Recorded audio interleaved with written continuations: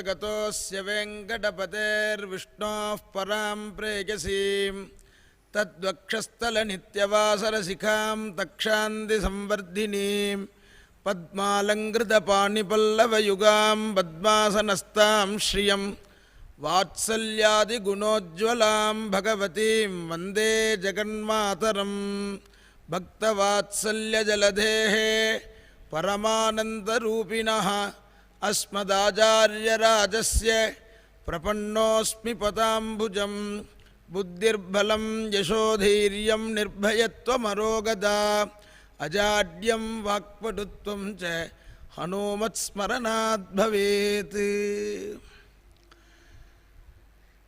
இந்த லோகத்தில் இருக்கக்கூடிய அனைத்து மனிதர்களுக்குமே எப்பவுமே நல்லதே நடந்துன்னு இருக்கணும், நமக்கு எந்த ஒரு கெடுதலும் சிரமமும் கஷ்டமும் நேரக்கூடாது அப்படிங்கிறதான ஆசை எல்லாருக்குமே இருக்குது. கோவிலில் போய் அர்ச்சனை பண்ணுறவா 199 பேர் ஏதாவது ஒரு க்ஷேமத்தை எதிர்பார்த்து தான் சுவாமிகிட்ட பிரார்த்தனை பண்ணிக்கிறதுக்கு தான் அர்ச்சனைக்கு போகிறா. அர்ச்சனைக்கு பண்ணுற காரணம் ஒரு க்ஷேமத்தை எதிர்பார்த்து அல்லது ஏதாவது ஒரு சோகமோ துக்கமோ நீங்கணும் அப்படிங்கிற காரணத்தினால, அதற்கு அடுத்தபடியாக ஏற்கனவே அவர் தீர்த்து வச்ச ஒரு பிரச்சனைக்கு நன்றி சொல்லும் விதமாக அர்ச்சனை பண்ணுறது. ஆக பெரும்பான்மையான பக்தர்கள் அர்த்தார்த்தியாகத்தான் இருக்கா.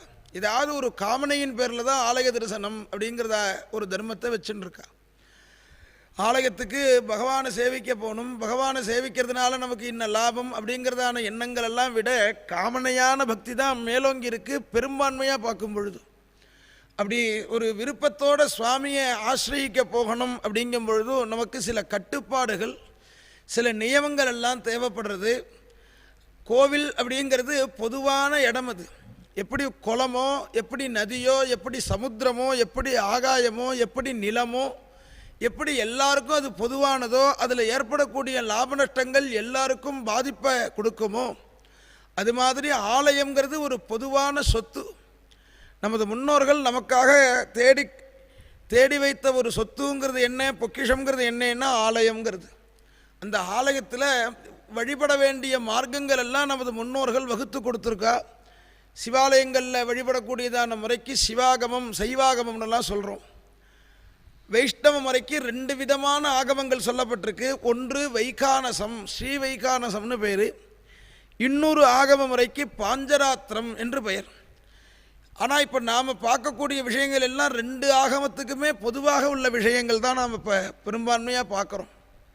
சிற்சில விஷயங்களை தவிர்த்து பெரும்பான்மையான விஷயங்கள் 2 ஆகம முறைக்கும் ஒத்தே வரக்கூடியதான விஷயங்களை தான் நாம் பார்க்குறோம். அப்போ நாம் ஒரு பூஜை பண்ணி நாம் எதிர்பார்த்ததான ஒரு பலன் கிடைக்கல அப்படின்னு சொன்னால் அது பூஜையில் ஏதோ குறைபாடுகள் இருக்குதுன்னு தெரிஞ்சுக்கணும். அதைத்தான் தமிழில் நல்வழி அப்படிங்கிறதான ஒரு நூல் சொல்கிறது. செய்த தீவினை இருக்க தெய்வத்தை நொந்தகால் எய்த வருமோ இருநிதியம் வையத்து அரும்பாவம் என்று அறிந்து அன்று இடார்க்கு இன்று வெறும்பானை பொங்குமோ மேல். ரொம்ப அழகான ஒரு பாடலில் ஔவையார் சொல்கிறா. தமிழ் மூதாட்டியான ஔவையார் நல்வழிங்கிறதான ஒரு நூலில் சொல்கிற பதிகம் இது. நமக்கு நாம் சௌக்கியமாக இருக்கிறதுக்கும் நாம் கஷ்டப்படுறதுக்கும் 2 தான் காரணம். நல்வினை பண்ணியிருந்தோமே ஆனால் சௌக்கியமாக இருக்க போகிறோம், கெட்ட காரியங்கள் பண்ணி பாவம் பண்ணியிருந்தோமே ஆனால் கஷ்டப்படுறோம். செய்த தீவினை நம்மிடத்தில் இருக்க தெய்வத்தை நொந்த கால். எனக்கு சுவாமி அது கொடுக்கல இது கொடுக்கலன்னு சொல்கிறோமே, அதனால ஏதாவது பிரயோஜனம் உண்டா? தெய்வம் என்ன பண்ணுறது? அது வெறும் சாட்சி. இன்னும் நமக்கு புரிகிற மாதிரி சொன்னால் கிரிக்கெட்டில் அம்பையர் மாதிரி பந்து ஸ்டெம்பில் அடிச்சு கொடுத்துன்னு சொன்னால் அவுட்டை காமிக்கிறார், அப்படி ஒரு விரலை தூக்குறார். நீ பந்தை அடித்து பந்து ஸ்டேடியத்தை விட்டு அந்தனை போயிடுத்து பவுண்டரி லைனை தாண்டி எடுத்துன்னா 2 கையும் தூக்கி சிக்ஸருங்கிறார். அவருடைய வேலை, அம்பையருடைய வேலை என்ன அப்படின்னு சொன்னால் அந்த நீதி தவறாமல் எது உண்மையோ அதை சொல்கிறது தான் அம்பையருடைய காரியம். அது மாதிரி சுவாமி என்ன பண்ணுறார்? அவரே நமக்கு கஷ்டத்தையும் கொடுக்கறதில்ல, சிரமத்தையும் கொடுக்கறதில்ல, நல்லதையும் அவர் கொடுக்கல. இதுக்கெல்லாம் சாட்சியாக இருக்கார். ஆக தெய்வத்தை நொந்தகால் எய்த வருமோ இருநிதியம். அவரை திட்டினதுனால அவனுக்கு ஐஸ்வர்யம் கிடச்சிருமா? வெய்யத்தில் பாபம் போகிறதுக்கான மருந்துன்னு சொல்லி தானங்கள் எல்லாம் சொல்லும் பொழுது அன்று ஒன்றிடத்தில் கேட்டவர்களுக்கு எதையும் கொடுக்காம அன்று இடார்க்கு இன்று வெறும் பானை பொங்குமோ மேல். வெறும் பானையானதை அடுப்பு மேலே வச்சுட்டு அதில் அரிசி போடாமல் தீர்த்தம் வைக்காமல் அந்த பானை சாதமாக ஆகும்னு நீ அடுப்பை முட்டுட்டு வெயிட் பண்ணிட்டு இருந்தால் அது பொங்குமா? அது எப்படி பொங்காதோ அது மாதிரி நீ யாரிடத்துலையாவது ஏதாவது நல்லது கொடுத்துருந்தேன்னா அது திரும்பி உனக்கு பன்மடங்காக திரும்பி வரும் அப்படிங்கிறத ரொம்ப அழகாக ஔவையார் நமக்கு ஞாபகப்படுத்துகிறார். அதையே கந்த புராணத்தில் பிரம்மதேவன் சொல்கிறார். இதே அர்த்தமுள்ளதான ஒரு பதிகம் கச்சியப்ப சிவாச்சாரியார் பண்ணினதான கந்த புராணத்தில் தேவர்கள் எல்லாம் சூரபத்மனுடைய அட்டகாசம் தாங்க முடியல, பரமேஸ்வரனை பார்ப்போம்னு கேட்டால் பரமேஸ்வரன் நமக்கு கிருபை பண்ண மாட்டேங்கிறார், இப்படி நம்மளை அனுகிரகம் பண்ணாமல் இப்படி அலக்கழிக்கிறாரே இந்த பரமசிவன் அப்படின்னு அவெல்லாம் நொந்துன்னு இருக்கிற சமயம் பிரம்மா சொல்கிறார், இவரலும் இகலும் இன்றி யாருக்கும் ஓர் பெற்றித்தாகி அவரவர் வினைகள் நாடி அதற்கு படு பொருள் நல்கும் சிவனையாம் வெறுத்தல் குற்றம், சிறந்த நோன்பு இயற்றிடாதே தவறு செய்தனம் என்று எம்மை நோவதே தக்கது அப்படிங்கிறார் கந்தபுராண பதிகத்தில். அதாவது இவர் தனக்கு வேண்டியவர், இவர் தனக்கு வேண்டாதவர்ங்கிற எண்ணம் இறைவனுக்கு கிடையாது. அவரவர்களுடைய பரீட்சை பேப்பரில் என்ன பதில் இருக்கோ, அவர்களுடைய பர்ஃபார்மன்ஸ் எப்படி இருக்கோ அதுக்கு தகுந்தால் போல மார்க் போடுறார் பகவான். அவரவர் வினைகள் நாடி அதற்படு பொருளை நல்கும் சிவனை, அப்படி பார்த்து பார்த்து பண்ணக்கூடிய சிவபெருமானை நாம் வெறுக்கிறதுங்கிறதே குற்றம், அவரை குற்றம் சொல்லவே கூடாது. சிறந்த நோன்பு இயற்றிடாதே, அவரை நன்கு விரத உபவாசங்கள்னால பூஜை பண்ணி அவரை திருப்தி பண்ணி வைக்கிறத விட்டுவிட்டு அவரை குத்தம் சொல்லி என்ன ஆக போகிறது அப்படின்னு பிரம்மதேவன் அறிவுரை சொல்கிறார் தேவர்களுக்கு. இதனால் நாம் தெரிஞ்சுக்கக்கூடியது என்ன அப்படின்னா, நாம் பண்ணியிருக்கிற பாபங்கள் தெரிந்தோ தெரியாமலோ நமது முன்னோர்களாலோ நமது ஜென்மாந்திரத்திலோ நாம் சிறு வயதிலேயோ செய்திருக்கக்கூடிய பாபங்கள் நமக்கு அது ஒரு சிரமமாக பரிணாமத்தை அடைந்து கஷ்டப்படுத்தும் பொழுது அதை போக்குறதுக்கு ஒரே வழி அப்படிங்கிறது என்ன அப்படின்னா பகவதர்ச்சனம். ஏன்னா விரதம் இருந்து உபவாசம் இருந்து பிரதட்சிணம் பண்ணுறது, சேவிக்கிறது, அர்ச்சனை பண்ணுறது பல பிரகாரம். தத்ரோபாய சகசிரானாம்ங்கிறார் பிரகலாத சுவாமி. பகவானை உபாசிக்கக்கூடிய மார்க்கங்கிறது பல பிரகாரமாக இருக்குது.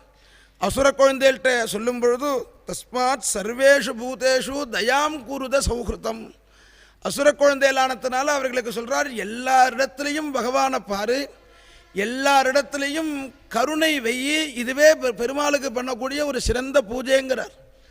அவரவர்களுடைய தகுதிக்கு தகுந்தால் போல பூஜை இருக்குது. அந்த வகையில் ஆலயத்தில் வரும்பொழுது நாம் ஆலயத்தில் நம்மால் அந்த ஆலயத்தில் வீட்டிருக்கக்கூடிய இறைவனுக்கு எந்த விதமான ஒரு அபச்சாரமும் ஏற்படக்கூடாது. அதுதான் ஆலயங்கள் இன்னென்ன அபச்சாரம் இதெல்லாம் ஆலயத்தில் தவிர்க்கணும் அப்படின்னு சொல்லி கொடுக்கறது. அபச்சாரஸ்து விவிதாக தாம் து யத்னேன வர்ஜயேத் அபச்சாராஸ்ததா விஷ்ணோ த்வாத்ரிம்சத் பரிகீர்த்திதாக. அபச்சாரம்னு சொன்னால் தவிர்க்க வேண்டியது.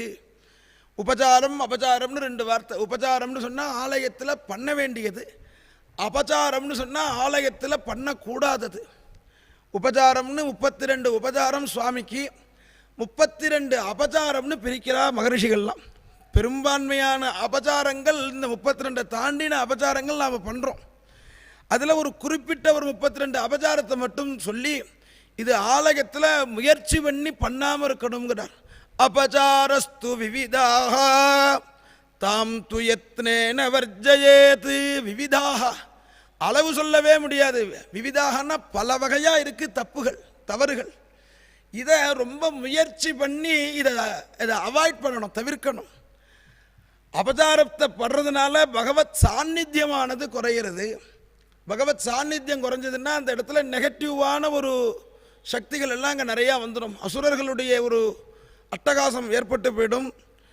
தேசத்தில் மழை இருக்காது. பகவத் குபிதோத்பூத அதிவிருஷ்டி அனாவிருஷ்டி ராஷ்டிரக்ஷோப சஸ்யக்ஷய மகோத்பாத இதெல்லாம் ஏற்படுங்கிறார். பகவானுக்கு கோபம் வந்து கொடுத்துன்னா அவரவர்களுக்குன்னு இருக்கக்கூடிய கடமையை கை கொள்ளாமல் அவரவர்கள் கடமையிலேருந்து அதை நழுவ விட்டு செய்ய வேண்டிய அந்த செயலை செய்யாமல் அப்படி இருந்தோன்னா சுவாமிக்கு கோபம் வருது. பகவத் குபிதோத்பூத அதிவிருஷ்டி மழை ரொம்ப பெய்யும். அப்படி இல்லைன்னா அனாவிருஷ்டி மழையே பெய்யாது. இந்த தேசத்துக்கு வறுமை இருக்கும், ராஷ்டிரக்ஷோபம்.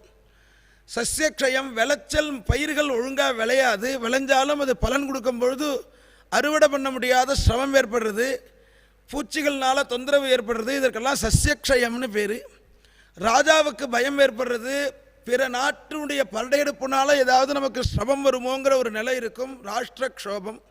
ராஜபய, திருடர்கள்னால பயம், சோர பய.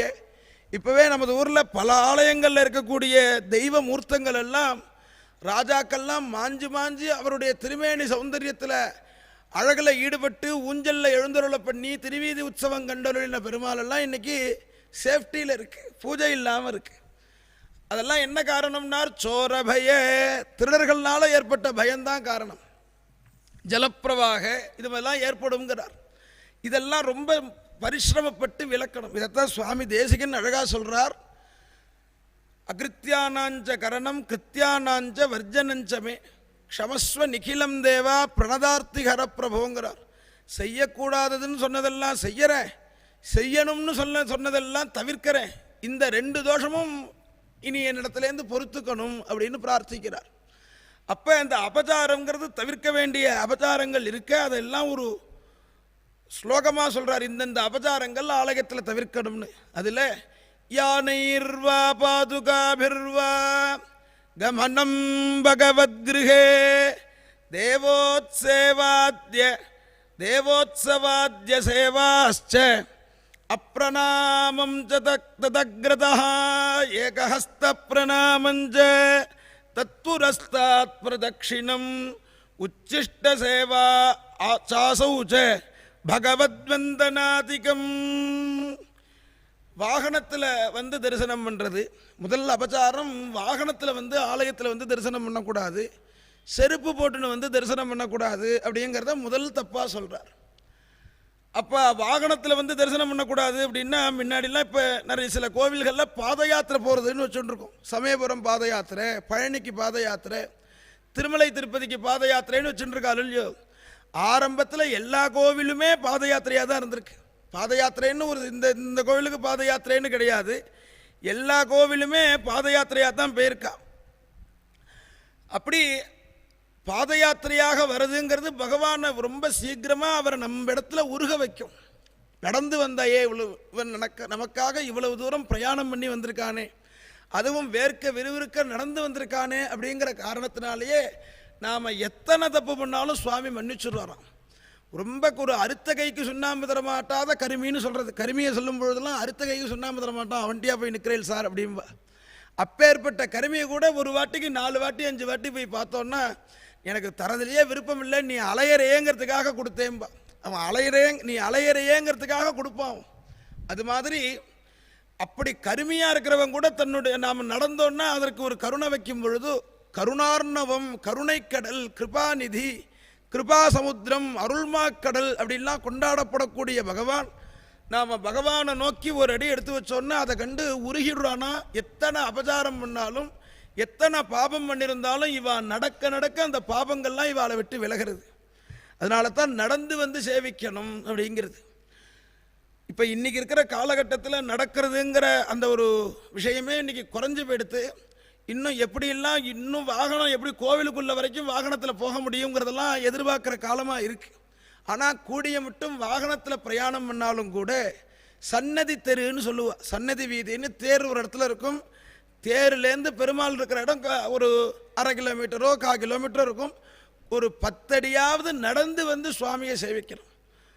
வாகனத்தை ஒரு 20 அடி 30 அடி தூரத்திலேயாவது தள்ளி வச்சுட்டு கொஞ்சம் நடந்து வந்து சேவிக்கிறது. பெருமாள் கண் பார்வையிலையாவது நம்ம வாகனம் படாமல் அப்படி தள்ளி வச்சு நிறுத்தி தரிசனம் பண்ணுறதுக்கு நடந்து வரணும்.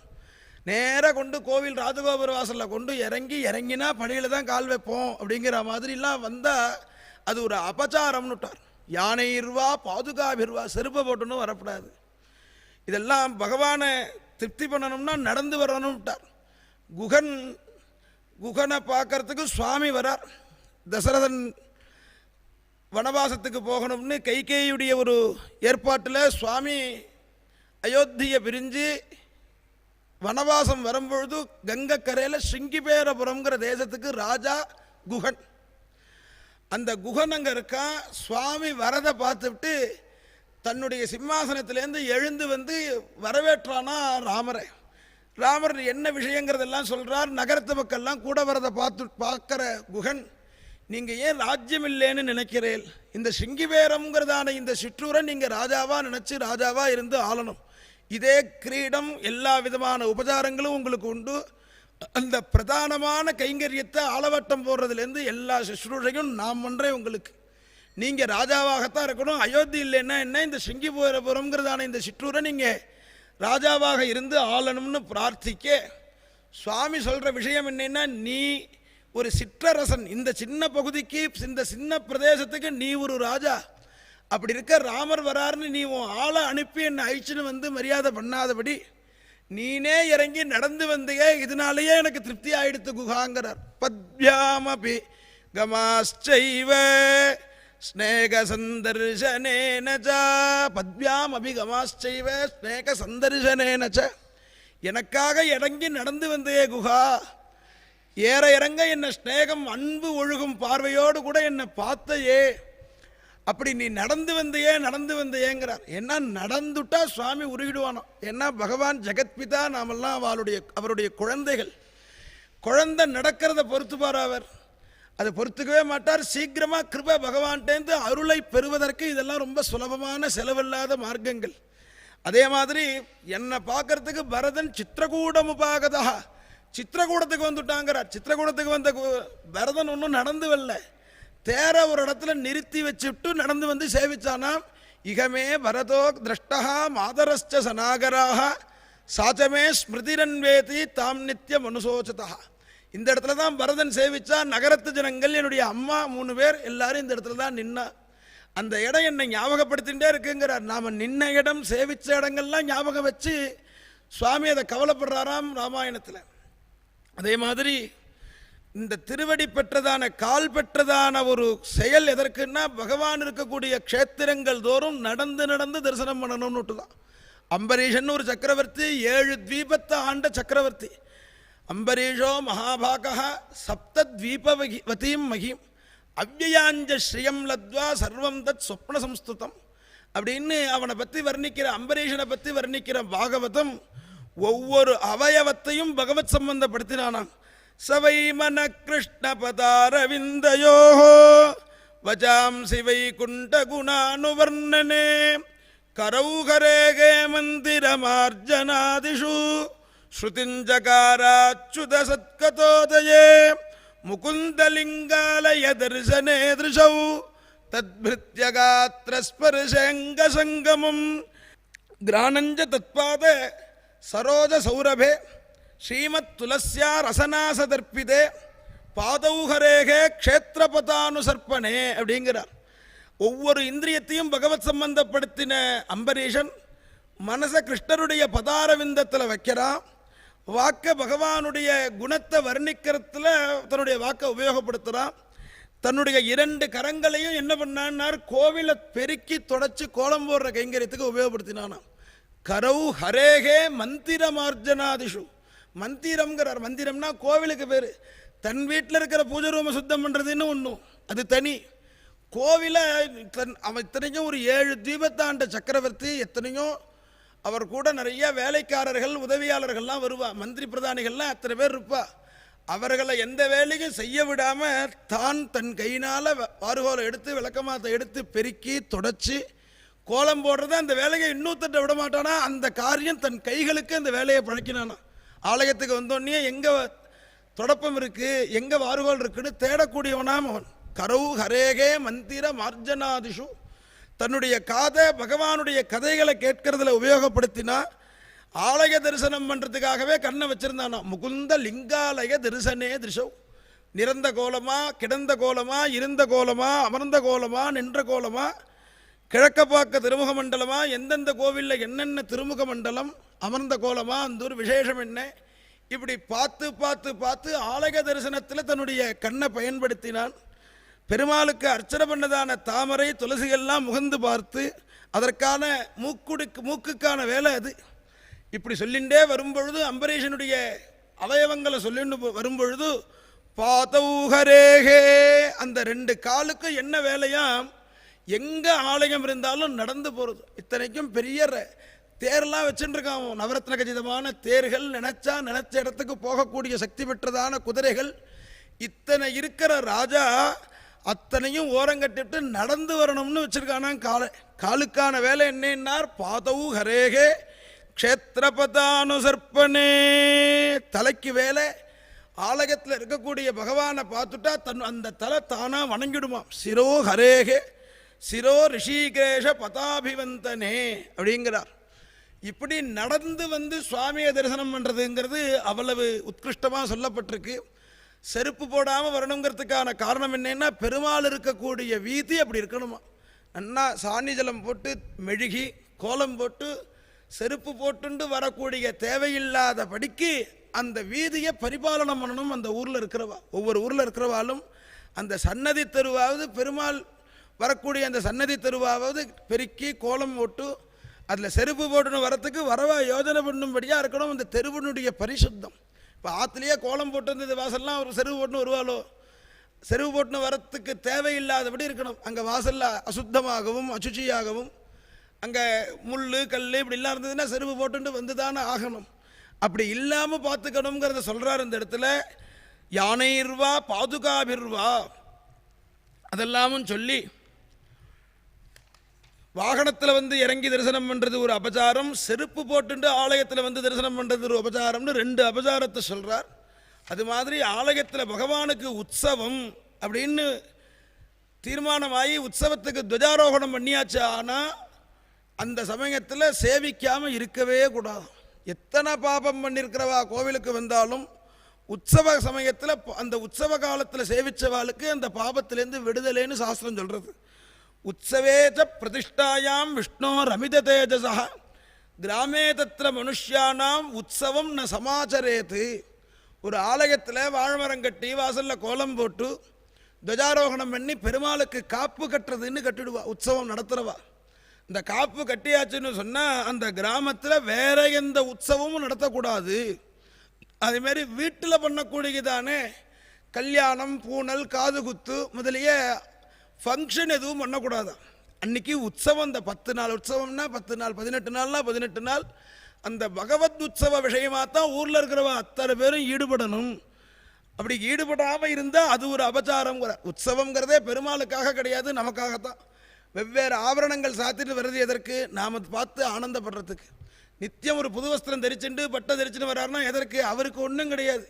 சுவாமியை பற்றி சொல்லும்பொழுது நிர்குணம்ங்கிறார். அவருக்கு கருணையும் கிடையாது, கோபமும் கிடையாது, வருத்தமும் கிடையாது, எந்த ஒரு ரசமும் கிடையாது. அவருக்கு அவயவம் கிடையாது, எல்லாம் இல்லாமல் ஒரு வெட்டவெளி, ஒரு ஜோதி. அவர் ஒரு பிம்பமாக வந்ததே என்ன இருக்குன்னா நமக்கு கிருபை பண்ணுறதுக்கு தான். நாம் பார்த்து பார்த்து கண்கள்னால ஆனந்தத்தை அடையணுங்கிறதுக்கு தான் பெருமாளுடைய ஒரு அர்ச்சாவதார பிம்பமே. உயர்ந்த நிலையிலேருந்து அர்ச்சாவதார மூர்த்தியாக அவர் வந்து உற்சவங்கள்லாம் பண்ணிக்கிறது என்னன்னா நம்ம மாதிரி உள்ளவாலாம் அனுபவிக்கணுங்கிறதுக்கு தான். ஸ்ரவண ஸ்மரணார்கானி கரிஷ்யன் நிதி கேச்சன. கிருஷ்ணாவதாரம் எதற்கு பண்ணார் சுவாமின்னு விசாரிக்கிறா. ஒவ்வொருத்தர் ஒவ்வொன்று சொல்கிறா. கம்சனை கொள்றதுக்கு, பாண்டவாளுக்கு ஒத்தாசை பண்ணுறதுக்கு, கீதாபதேசம் பண்ணுறதுக்குன்னு தலைக்கு ஒன்றா சொல்ல, ஸ்ரவண ஸ்மரணார்கானி கலௌ ஜனிஷ்யமானானாம் துக்கசோக தமோனுதம் அனுகிரகாயத பக்தானாம் சுபுண்ணியம் யதனோத்யசா. கலியில் ஜனிக்கிறவாளுக்கெல்லாம் ஒரு மனசாந்தியை கொடுக்கறதுக்காகவே தன்னுடைய பலதரப்பட்டதான லீலைகளை பண்ணி அதை ஸ்மரித்து அவெல்லாம் தன்னுடைய துக்க சோக தமோனுதம், சோகத்தையும் துக்கத்தையும் போக்கிக்கட்டும் அப்படிங்கிறதுக்காகவே கிருஷ்ணாவதாரத்தில் பல லீலைகளை பண்ணி அப்படி வச்சுட்டு போனானாம் பகவான். சுபுண்ணியம் யதனோத்யசா. அது மாதிரி ஸ்ரவண ஸ்மரணார்கானி நினைக்கிறதுக்கும் ரொம்ப கஷ்டமாக இருக்கிறவா கிருஷ்ணலீலையை ஸ்மரித்தா மனசுலேருந்து துக்கம் போயிடும். நல்ல கதையை, நல்ல கதை சொல்கிற பெரியவா முகமாக அந்த கதையை கேட்கும்பொழுது எத்தனையோ மனசுக்கு சிரமம் இருந்தாலும் அந்த சிரமம் நீங்கி போயிடும். ஸ்ரவண ஸ்மரணார்கானி அப்படிங்கிற அருள்யோ. அது மாதிரி இந்த சுவாமி உற்சவம் பண்ணிக்கிறதே என்னத்துக்காக அப்படின்னா சேவிக்கிற பக்தாளுக்கெல்லாம் நேத்ரானந்தத்தை கொடுக்கறதுக்காக தான். கண்ணுனாலேயே அந்த ஆனந்தத்தை அனுபவிக்கணும். இந்த வைகுண்டத்தில் போய் பகவானை சேவிக்க போனோமே ஆனால் 5 நிமிஷமோ 2 நிமிஷமோ தரிசனம், உடனே அடுத்து ஜெருகண்டி சொல்லி அந்தண்ட போங்கன்னு விடுவா. அங்கே தரிசனத்துக்கு ரொம்ப நேரம் டைம் கொடுக்க முடியாது, நிறையா பக்தால் வராள் அங்கே வைகுண்டத்தில். அப்போ சுவாமி என்ன பண்ணுறார், உற்சவத்தில் ஒரு ஆலயம்னா கர்ப்பகிரகம், அர்த்தமண்டபம், மகாமண்டபம்னு சின்ன சின்ன இடமா இருக்குது. சேவிக்க வந்தால் அடுத்து சேவிக்க வரவாளுக்காக முன்னாடி சேவிக்கிறவாளை உடனே அனுப்ப வேண்டியதாக இருக்குது. அப்போ சுவாமி மூலவரே உற்சவராக எழுந்தருளி திருவீதிக்கு எழுந்தருள்றார். அப்போ இடைஞ்சலே கிடையாது. எந்த ஆங்கிள்லேருந்து வேணாலும் சுவாமியை பார்க்கும்படியாக ஒரு கிருபை பண்ணுறார். அந்த ஒரு உன்னதமான சந்தர்ப்பத்தை தவிர்க்கவே கூடாதுங்கிறதுனால தான் உற்சவத்தில் சேவிக்காமல் இருந்தால் தப்பு அப்படிங்கிறத சொல்கிறார். உற்சவே கிரியமானே து தேவதேவஸ்ய சார்ங்கிடः தஸ்மின் கிராமேன்யதேவானாம் ந குர்யாத் உற்சவம் புனः. ஆலயத்தில் உற்சவம் நடக்கும்பொழுது சேவிக்காமல் இருந்தால் ஒரு அபச்சாரம். மொத்தம் 3 அபச்சாரம் பார்த்துருக்கோம். அடுத்த பகுதிகளில் அடுத்தடுத்த அபச்சாரங்களை பார்ப்போம். ஸ்ரீயக்காந்தாய கல்யாண நிதயேர்த்தினாம் ஸ்ரீவெங்கட நிவாசாய ஸ்ரீனிவாசாய மங்களம்.